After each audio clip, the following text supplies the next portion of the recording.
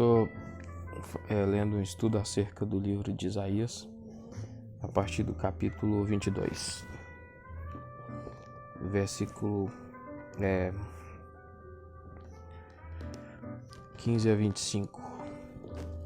Aqui já falando do 24 ao 25.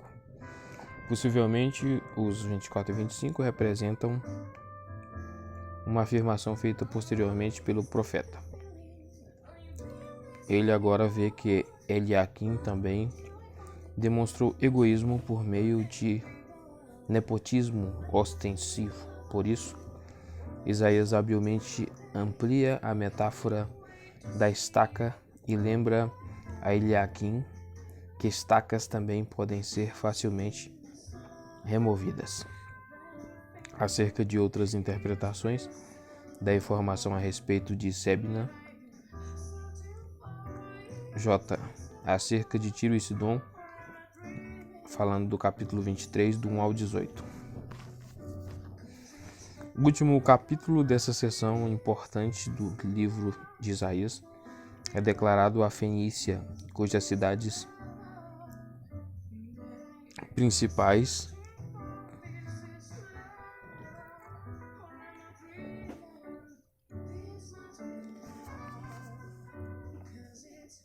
eram Tiro, versículo 1, e Sidom, versículo 2. Os habitantes se chamavam cananeus, daí o uso da palavra Canaã em algumas versões. No versículo 11, Ara, ARC, NVI, Fenícia.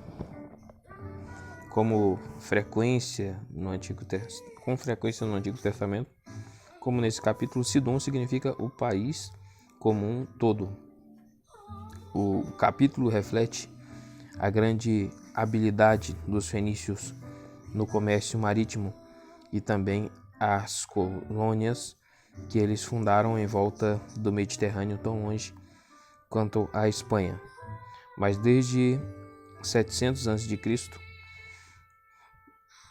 começou o seu declínio, e isso foi corretamente previsto por Isaías, como o seu oráculo, versículo 1 a 12.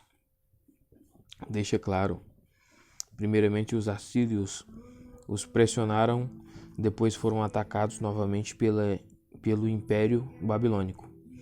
No entanto, a ilha que faz parte da cidade de Tiro nunca foi capturada antes de Alexandre o Grande em 332 a.C. Assim, o cumprimento do oráculo foi progressivo, levando no todo mais de 3 séculos.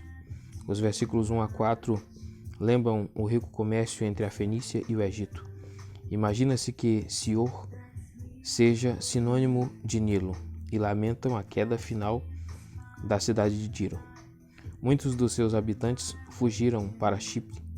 Os maiores navios da época eram chamados de navios de Tarsis. O restante da Fenícia observa com espanto. O Egito está aflito porque perdeu o comércio lucrativo com a Fenícia, mas evidentemente as colônias fenícias como Tartesso na Espanha já não tinham como ajudar a cidade-mãe. O declínio da Fenícia, diz Isaías, não será um acaso da história. É o propósito estabelecido do Senhor. A razão principal da ira de Deus era o orgulho comercial, o alto engrandecimento desalmado da Fenícia. Os versículos 3 a 18 estão basicamente em prosa, embora incluam porções em poesia e sejam posteriores. Após Senaqueribe ter atormentado severamente a Fenícia em 701 a.C., o comércio de Tiro foi interrompido em grande parte por quase 70 anos, quando o declínio do Império Assírio permitiu a sua recuperação comercial. Mais tarde, no seu ministério, então, o profeta predisse a recuperação da cidade, versículo 15, retratando Tiro como uma prostituta exercendo a sua ocupação e cantando nas ruas. O versículo 18, com uma modificação de tom marcante, revela que, no final, o propósito de Deus é que a cidade pagã mais rica, simbolizada aqui por Tiro, já não seja pagã, mas dedique todos os seus recursos à adoração de Deus. Há uma alusão aqui ao papel de Tiro, séculos antes, na construção e no embelezamento do Templo de Salomão. O versículo 13, que deve ser interpretado em conjunto com o versículo 14, é extremamente difícil, tanto em termos de texto como de tradução.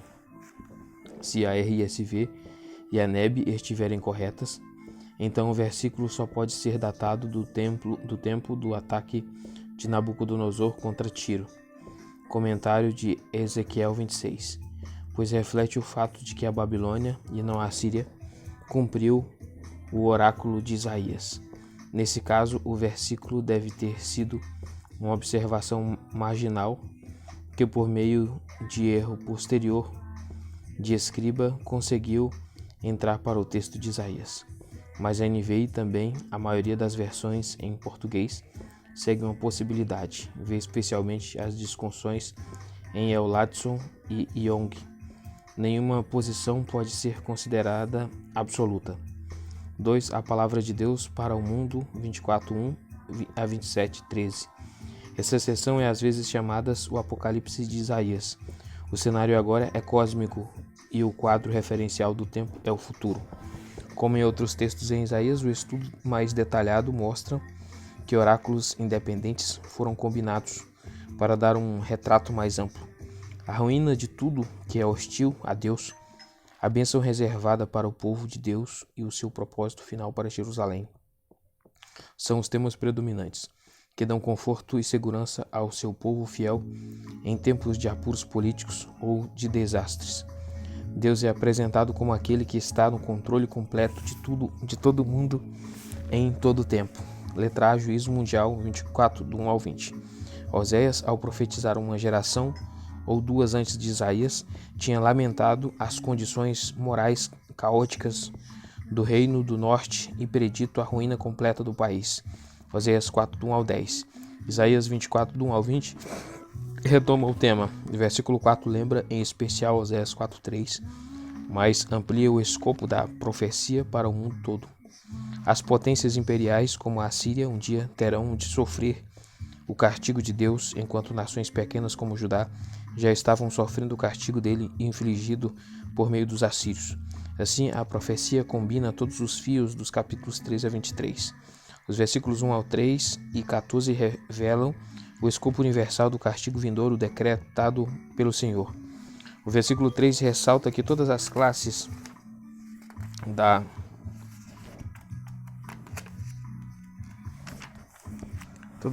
da sociedade serão afetadas, e no final o remanescente será realmente pequeno. Versículo 6 a 13. O Lamento 4 ao 12, que está embutido na profecia, dá explicação para o desastre mundial que está por vir. Os habitantes da terra desobedeceram às leis de Deus. Eles quebraram a aliança eterna. Gênesis 9:16. O castigo retratado em termos que contrastam com o dilúvio dos dias de Noé, pois é um quadro de seca terrível. A falta de vinho, versículos 7 a 11, tipifica a falta de toda a vegetação, como também a perda de todo tipo de alegria. As cidades estão abandonadas às ruínas. Versículo 10 a 12. Enquanto seus habitantes buscam em vão comida nos campos. Os versículos 17 e 20 retomam o mesmo tema do desastre por vir, novamente em linguagem que lembra a história do dilúvio. Gênesis 7:11. Os versículos 14 destacam um tipo específico de pessoa, terceira pessoa do plural, possivelmente o remanescente sugerido no versículo 13, cuja experiência é muito diferente. Eles cantam de alegria em todo lugar do mundo. É evidente que os que adoram o Deus de Israel são os que sobreviveram ao Holocausto. O tom muda de forma marcante no meio do versículo 16, embora o sentido exato da segunda metade do versículo seja incerto. Vê outras versões. Podemos entendê-la provavelmente como introdução dos versículos 17 a 20 e não como um pós-escrito dos versículos 14 e 16a. Letra B, a fé do futuro, 24, 21 a 25, 5. A ruína futura dos sistemas injustos e ímpios da terra não vão resultar num vácuo espiritual. A idolatria vai sucumbir juntamente com aqueles que a praticam. O profeta resume a idolatria em termos de adoração das estrelas, os poderes em cima nos céus, a lua e o sol. Versículos 21. O Antigo Testamento reconhece com frequência a realidade espiritual da idolatria.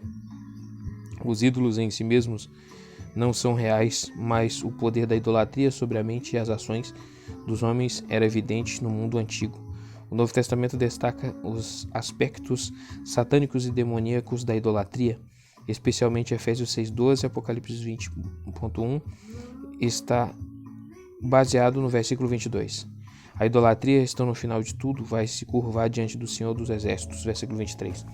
Uma expressão que destaca o controle total em Deus tem sobre os poderes do universo. A essa altura, o quadro cósmico é deixado de lado, pois o Senhor escolheu reinar gloriosamente, não na majestade dos céus, mas em Jerusalém, diante dos seres humanos comuns e fiéis a Ele. A menção de líderes lembra Êxodos 24:1, também Apocalipse 4:4. A promessa do versículo 23 é seguida apropriadamente por um hino de louvor jubiloso, 25, do 1 ao 5, que o profeta bem pode ter escrito para ser usado no culto dos seus dias.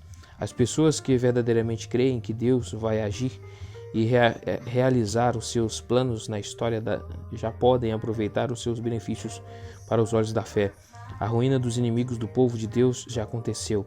É Judá dominado e oprimido pelos assírios e seus sucessores, que é descrito aqui como pobres e necessitados. Versículo 4. Os estrangeiros são os opressores de qualquer época, começando pelos assírios. O texto então não tinha somente relevância futura, mas permanente no contexto da adoração. O bramido dos estrangeiros já foi silenciado. O banquete do Senhor, 26, do 6 ao 12. Os 3 parágrafos NVI desta parte final do capítulo 25 originariamente podem ter sido independentes. Versículo 10 parece incorporar um oráculo contra Moabe, mas combinados neste contexto geral dão sequência ao tema das bênçãos reservadas para o povo de Deus e colocam em contraste o destino reservado para povos como Moabe. A frase de ligação é neste monte, lembrando o Monte Sião, 24:23, com o qual é contrastada a degradação de Moabe até o pó. O texto deixa claro que o povo de Deus é constituído de todos os povos. Versículo 6, ajuntando-se para o maravilhoso banquete preparado por ele. Não somente o lamento será removido definitivamente de cena, mas a própria morte. A cortina do versículo 7 deve ser banida, 1 Coríntios 15:54 e Apocalipse 21:4. Uma visão do futuro concedida a poucos autores do Antigo Testamento. A derrota final da morte é a salvação definitiva do povo de Deus, como o povo reconhece com gratidão. Para leitores modernos, os versículos são uma leitura um tanto desagradável e geram um anticlímax. 2 aspectos precisam ser destacados a título de explicação parcial. Em primeiro lugar, o termo esterqueira, hebraico Madmená, é um jogo de palavras com o nome de um local moabita. Madmena, que explica a imagem escolhida. E em segundo lugar, no contexto, Moabe é usado para tipificar todos os inimigos inveterados de Deus, em parte por motivos históricos e talvez em parte porque o nome Moabe é tão parecido com a palavra inimigo, Oieb. O ponto principal do texto é que Deus abaterá todo orgulho humano que se opõe aos planos e ao povo de Deus. Letra D, Cânticos de Esperança e Confiança, 26 do 1 ao 21. Em diversos aspectos, o capítulo 26 é paralelo ao capítulo 25 e assim reforça a sua mensagem. Em nenhum outro lugar, as Escrituras apresentam um exemplo melhor de consolo para dias difíceis por uma consideração do futuro.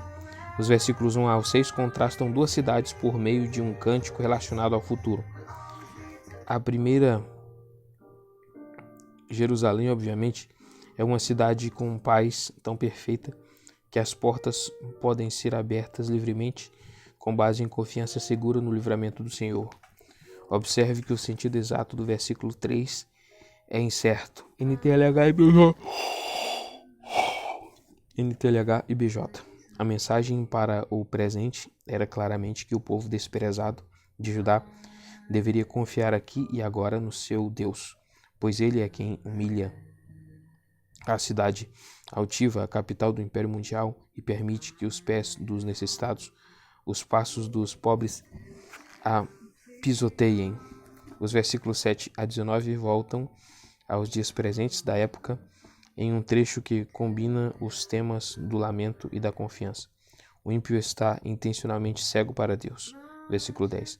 Enquanto o justo espera para que Deus haja, entre mentes o nome de Deus e a lembrança dele são suficientes para ele. Os justos creem implicitamente que Deus vai fazer crescer a nação e alargar as fronteiras da sua terra. Confira 9.3. Removendo permanentemente os outros senhores que os haviam oprimido, versículo 13 e 14. Os versículos 16 e 17 destacam não somente a aflição sofrida em ligação gráfica e vívida, mas também reconhecem as lutas passadas inúteis do povo de Judá, sob Acais e Ezequias, especialmente para se salvar. Muitos haviam morrido nos anos de batalhas, mas há esperança para eles, pois a própria morte está para ser derrotada. O profeta destaca as implicações de 25.8 no versículo 19, que também estabelece um contraste intencional com o versículo 14. Os opressores de hoje são condenados, mas os mártires de ontem e de hoje viverão. Poucos autores do Antigo Testamento tiveram o privilégio desse vislumbre do além-túmulo. Daniel 12.2, o retrato geral da vida após a morte, tanto em Israel quanto em terras vizinhas, era de uma existência sombria, num submundo deprimente e poeirento, mas com mais uma metáfora bastante vívida. O profeta visualiza o orvalho como algo que traz luz e dá vida ao penetrar, por assim dizer, pela terra poeirenta até o Sheol. O profeta não se demora nessa revelação, em vez disso dá conselhos práticos para o tempo presente, versículo 20, e acrescenta uma garantia final de que Deus vai punir homens ímpios, versículo 21. O povo de Deus pode até se esconder dos seus inimigos humanos, mas esses inimigos no final não vão conseguir esconder os seus pecados e assassinatos dos olhos de Deus que tudo veem. Letra E, restauração e adoração, 27 do 1 ao 13. A forma de apresentação em algumas versões deixa claro que esse capítulo consiste em diversos parágrafos distintos. Há uma linha de pensamento em todo o trecho, mas sem dúvida temos aqui o que originariamente eram oráculos bem distintos. O versículo 1 prediz a queda dos inimigos de Deus. Os versículos 2 a 11 prometem dias melhores para Judá e Israel, mas lançam um olhar realista sobre a condição contemporânea, contrastando o seu futuro com a condição presente de uma cidade anônima. E os versículos 12 e 13 predizem o retorno de todos os exilados israelitas à sua terra, como também a adoração em Jerusalém. O versículo 1 recorre à linguagem de antigos mitos cananeus, em que Leviatã e o monstro Raabe eram inimigos derrotados pelo deus Baal. Descrições quase idênticas podem ser encontradas nos textos de Ras Shamira, Vedot, página 129 a 130. E está claro que Isaías estava usando expressões muito conhecidas para o seu público. De forma igualmente clara, o profeta usa essa linguagem de maneira metafórica para descrever os inimigos históricos de Javé. Leviatã pode bem simbolizar a Assíria e o monstro. O Egito, outras comparações têm sido sugeridas, mas essa interpretação estabelece um equilíbrio perfeito nos versículos 12 e 13. Os versículos 2 e 6 retomam o tema de 5 do 1 ao 7, prometendo que Judá, por dedução, algum dia vai ser uma vinha frutífera. Versículo 2, e que Israel vai produzir uma riqueza miraculosa de frutos. Entre mentes, Deus cuida de sua vinha com todo carinho e convida o seu povo a responder a ele. Os versículos 7 reconhecem que Deus afligiu severamente o antigo reino do norte, não tanto com o castigo como com o propósito. O fim da idolatria que tem em mente, o versículo 7 sugere que o castigo que Deus traz sobre os seus inimigos é marcadamente diferente da disciplina que ele exerce sobre o seu povo.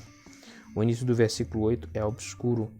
Os versículos 10 mencionam novamente uma cidade anônima.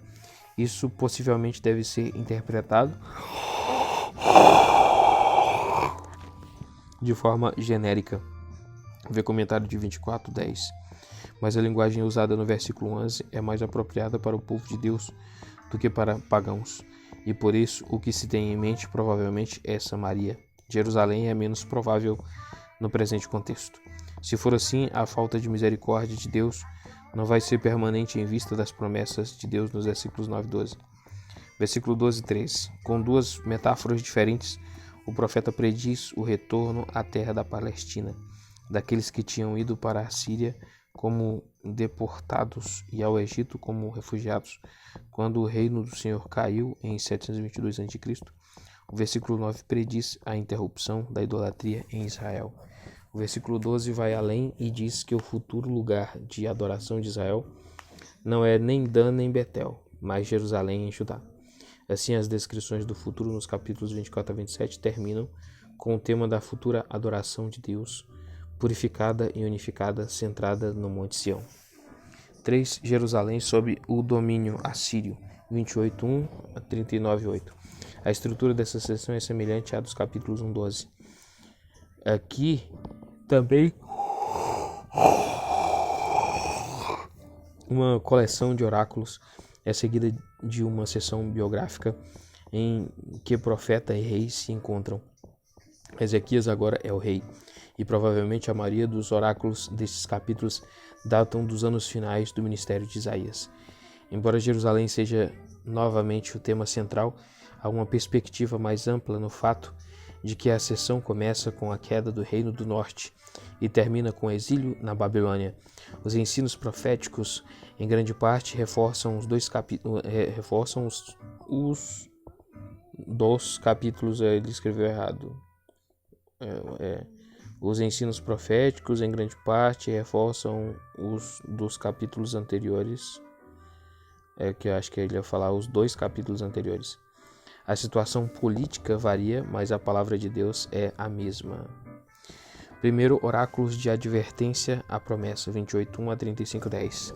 Não há padrão claro nesses capítulos, mas certa progressão de ideias é visível. Os capítulos 28 a 32 contêm oráculos variados, principalmente de advertência ou repreensão. O capítulo 33 é um salmo que oferece gratidão a Deus por seu livramento até então. Os capítulos 34 apontam para o futuro, esperando a queda dos inimigos de Deus e a libertação final do seu povo. Repreensão ao reino de Israel, 28:1 ao 13. O trecho é um oráculo de advertência ao reino do norte, Efraim, em que está incorporada uma mensagem distinta de esperança para um número pequeno de pessoas que vão sobreviver, o remanescente do povo de Deus.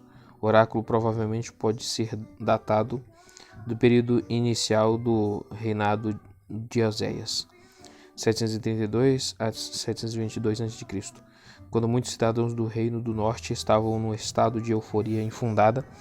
Isaías protestou especialmente contra as festas e bebedeiras que eram típicas naqueles dias. Segundo a BJ, os bêbados parecem ser retratados como quem usava grinaldas, coroa, mas a NVI pode estar correta se propusermos que Altos de Vale Fértil é uma referência a Samaria. As grinaldas fizeram o profeta elaborar um retrato agrícola, no qual ele prediz a chuva de granizo terrível que está vindo, a conquista assíria e a colheita breve demais, a bonança antes da tempestade. Mas em contraste com isso, o próprio Deus vai ser para o remanescente fiel uma coroa gloriosa que não murcha, garantindo ao povo tudo de que precisam num dia futuro. Isaías continua o seu ataque aos despreocupados festeiros e faz a declaração condenatória de que nem sacerdotes nem profetas eram melhores do que os cidadãos comuns. Os versículos 9 e 10 provavelmente são a réplica desdenhosa dos profetas a quem Isaías estava atacando. Isaías, eles afirmam, está tratando-os como se fossem criancinhas. Há dificuldades em reduzir o versículo 10, outras versões, especialmente a BJ, mas Isaías está balbuciando ou, mais provavelmente, tentando ensinar-lhes o alfabeto. Muito bem, Isaías retruca nos versículos 11. Se o povo de Deus não quiser dar ouvidos ao seu ensino elementar, ele vai ser forçado a aprender uma lição mais difícil, ensinada pelos assírios, aqueles homens de língua estranha, que aliás deriva do próprio Javé. A tragédia é que antes Deus lhes havia oferecido uma mensagem de conforto e consolo, mas eles tinham permanecido surdos a ela, especialmente Mateus 23:37. Letra B, repreensão ao reino de Judá, 28, do 14 ao 22. Se os versículos 1 a 13 castigam os guias cegos do reino do norte, os versículos 14 a 22 aplicam a lição a Judá e especialmente aos principais políticos de Jerusalém, versículo 14.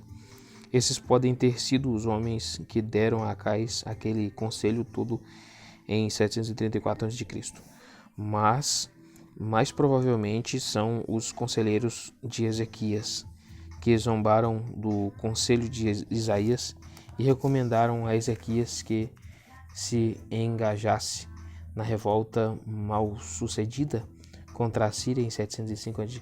No versículo 15, Isaías caracteriza toda a atitude deles. Na verdade, eles não disseram exatamente isso. É claro, as suas predições acerca do que vai acontecer são pura falsidade e auto-engano. E aparentemente eles se imaginam imortais. Isaías se opõe a essa atitude ao lhes transmitir um oráculo do Senhor. O oráculo, versículos 16 e 17, é importante para o Novo Testamento. Romanos 9:33 e 1 Pedro 2, do 4 ao 8. Embora contendo uma verdade permanente, sua importância imediata é de promessa e desafio comparáveis com a mensagem em Acás em 7:4-9. A pedra, o alicerce seguro, simbolizando a proteção de Deus no caso dos ataques assírios que logo se abateriam sobre Judá. É a promessa retratada como se estivesse escrita na pedra: aquele que confia jamais será abalado. Quem confia não vai enfrentar perturbação, sem esperança assim Yong. O verbo final do versículo 16 é textualmente incerto. Oscilar, tremer, é provavelmente o sentido mais correto. Assim jamais será abalado. NVI também, BJ é melhor do que não foge, na Bíblia Ara. Ou não se apresse, ARC. Confira 7:9. Jamais será envergonhado. O Novo Testamento deriva da Septuaginta, que é uma interpretação e não uma tradução. O versículo 17, que dá prosseguimento à metáfora da construção, deixa claro que a pedra significa proteção por meio do contraste entre o refúgio verdadeiro e o falso. Os conselheiros falsos são arrastados pela calamidade assíria, versículo 18. O versículo 20 provavelmente era um provérbio popular e é usado aqui para descrever a mesma perda da proteção adequada. Os versículos 21 e 22, lembrando quando Deus havia protegido de forma tão maravilhosa o seu povo em dias anteriores. Josué 10, do 1 a 11, 2 Samuel 5, 17 a 25, revelam que agora o mesmo Deus decretou destruição contra o território inteiro.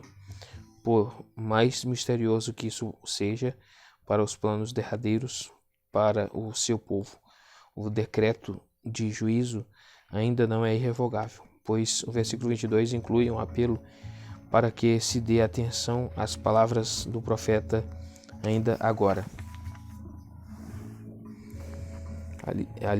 Ver a lista abrangente de outras interpretações do versículo 16 em Kaiser Adlock. Letra C, a palavra do agricultor. 28, do 23 ao 29. O oráculo, dos versículos 14 a 22, 14 a 22, já havia reconhecido que o castigo do seu próprio povo foi uma ação estranha e misteriosa de Deus. Evidentemente, este era um conceito estranho demais para ser compreendido ou aceito por muitos em Judá. Será que Deus seria capaz de trazer desastre sobre o seu próprio povo?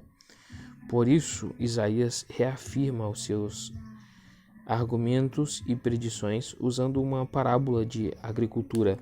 Em geral, os habitantes do agricultor, versículo 26, no cultivo do solo, não são questionados pelas outras pessoas. A lição então é que o Deus que ensina o agricultor não é menos hábil e sábio na sua própria agricultura. Somos lembrados inevitavelmente de que Judá era a vinha de Deus. 5 do 1 ao 7. Destaca-se assim o fato de que para alcançar os melhores resultados, os agricultores precisam aplicar uma variedade de diferentes procedimentos, e alguns talvez até deixem perplexos os observadores iniciantes. Em especial, o agricultor precisa aplicar uma medida de atividades violentas para alcançar resultados, 27 e 28, mas ele não se atreve a exagerar no uso da força, ou então tudo está perdido. Deus, então, precisa tratar com severidade o seu povo, mas as suas ações têm um propósito, e ele certamente não irá longe demais na execução do castigo. O profeta conclui a parábola com o lembrete, versículo 29, de que o Senhor não é somente magnífico em sabedoria em geral, mas também é maravilhoso em conselhos, em oferecer o melhor conselho prático por meio dos seus profetas quando ocorrem sérias crises políticas. A expressão está em contraste com os conselheiros falsos nos versículo 14 lembra e destaca 9.6. Letra D.